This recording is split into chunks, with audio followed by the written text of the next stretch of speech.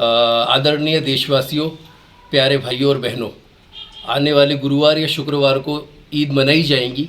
मैं जमात इस्लामी का एक कार्यकर्ता हूँ। मैं पूरे मुस्लिम समाज की तरफ से सारे भारतवासियों को ईद की बहुत बहुत शुभकामनाएं देता हूँ। इस वक्त में लॉकडाउन चल रहा है, कोरोना वायरस चल रहा है, जो हालात है वो हमारे सामने है। अभी रमज़ान का पवित्र महीना गुजरा। रमज़ान का पवित्र महीने में जो रोज़े रखे जाते हैं, तो उसके संबंध में अल्लाह ने अपनी किताब में, कुरान में, जो सारी मानव जाति के लिए मार्गदर्शक, जो सारी मानव जाति के लिए अल्लाह ने कुरान को भेजा है, सभी के लिए है ये किताब। पैगंबर मोहम्मद साहब की शिक्षाएँ, इस्लाम की शिक्षाएँ सिर्फ मुसलमानों के लिए नहीं बल्कि सारी मानव जाति के लिए है, सबके कल्याण के लिए, सबकी भलाई के लिए। तो रोज़े जो रखे जाते हैं, तो रोज़े का उद्देश्य यह है, कुरान में अल्लाह कहता है कि लोगों, हमने तुम पर रोज़े अनिवार्य किए, यानी फ़र्ज़ किए, तुमको रखना ही है इसको।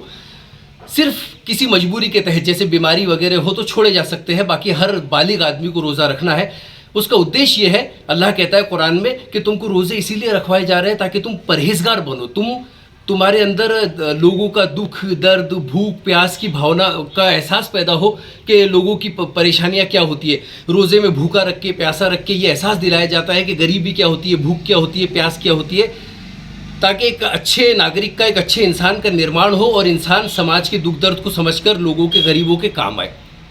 रमज़ान के पूरे महीने में रोज़े रखने के बाद में उसके अगले दिन ईद मनाई जाती है, जिसको ईद उल फित्र कहा जाता है।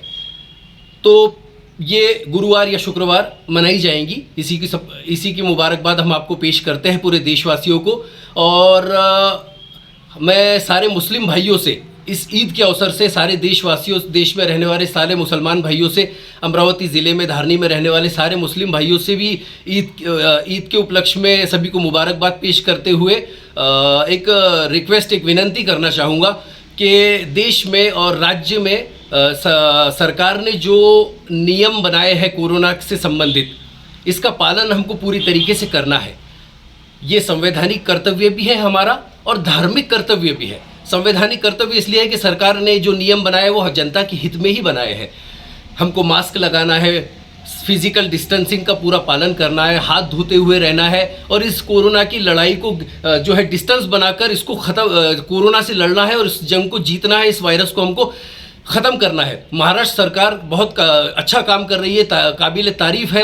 आदरणीय महाविकास आघाड़ी सरकार के सभी नेताओं को मैं मुबारकबाद देता हूँ और उनका काम बहुत अच्छा है कि उन्होंने बहुत अच्छे तरीके से कोरोना को नियंत्रित किया है। महाराष्ट्र में जहाँ सबसे ज़्यादा आंकड़े आ रहे थे, आज महाराष्ट्र बहुत ज़्यादा कंट्रोल में है। तो मैं सरकार को बधाई देता हूँ इस मामले, कोरोना के मामले को संभालने के संबंध में।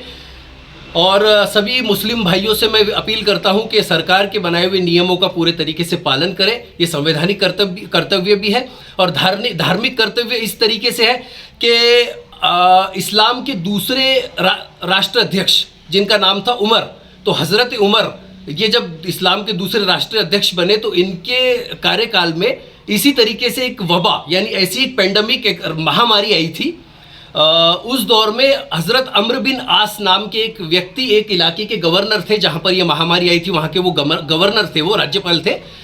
तो उन्होंने इसी तरीके के नियम लागू किए थे। लोगों को कहा था कि बिखर जाओ, दूर दूर हो जाओ, फिजिकल, सामाजिक डिस्टेंस।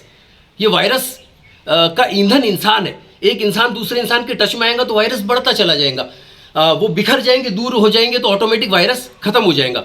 तो ये हज़रत अम्र बिन आस ने भी यही कहा कि लोगों बिखर जाओ, और इस तरीके से कुछ महीनों के अंदर ऐसी नियमों का पालन करते हुए वो महामारी उस दौर में ख़त्म हो गई।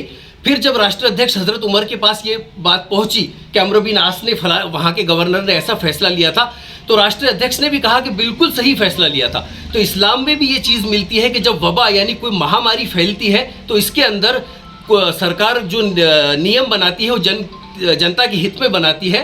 और हमको इस्लाम में भी ये चीज़ मिलती है कि ऐसे हालात में हमको नियमों का पालन करना है पूरे तरीके से। तो हम नियमों का पालन करें, बिल्कुल हाथ धोते रहे, मास्क लगाते रहे, सामाजिक दूरी का पालन करें और ईद की नमाज़ों में भी ध्यान रखें कि हमारी वजह से कोई नियम कानून न टूटे, हमारी वजह से कोरोना बढ़ने का कोई मौका न पैदा हो, वायरस को हमारी वजह से कोई ताकत न मिले। हम बिल्कुल इस तरीके से नमाज़ों का भी पाबंदी करेंगे जिससे किसी किस्म की कोई चीज़, बीमारी आगे न बढ़े। नियमों का पालन करते हुए, कानून का पालन करते हुए हम अपनी इबादतें करेंगे, नमाज भी अदा करेंगे। इस चीज़ का भी हमको पूरे तरीके से ध्यान रखना है। उलमा से, विद्वानों से विचार विमर्श कीजिए और अपने अपने घरों पर या जहाँ भी पॉसिबल हो नियम कानून का पालन करते हुए हमको ईद की नमाज़ पढ़ना है। तो इसी संदेश के साथ मैं सारे देशवासियों को, सारे अमरावती ज़िला वासियों को ईद की दोबारा मुबारकबाद पेश करता हूं और महाराष्ट्र सरकार को फिर एक बार मुबारकबाद पेश करता हूं कि उन्होंने बहुत अच्छे से इस कोरोना को नियंत्रित किया है। और सभी भाइयों से मेरी अपील है कि नियमों का पालन करें। और आखिर में मेरी अल्लाह से दुआ है कि इस हमारे पूरे देश को, पूरी दुनिया को इस कोरोना महामारी से जल्द मुक्ति मिले, शांति अमन का माहौल हो, भाईचारे का माहौल हो, प्रेम से हम सब मिलकर रहे और जल्द से जल्द दुनिया से इस वायरस का अंत हो और दुनिया फिर से एकदम जैसा पहले जैसा माहौल था वैसे ही बहुत अच्छा खुशहाली का माहौल फिर से बने। यही अल्लाह से मेरी इस ईद के मुबारक मौके पर, रमज़ान के महीने में अल्लाह से मेरी ये दुआ है। बहुत बहुत शुक्रिया।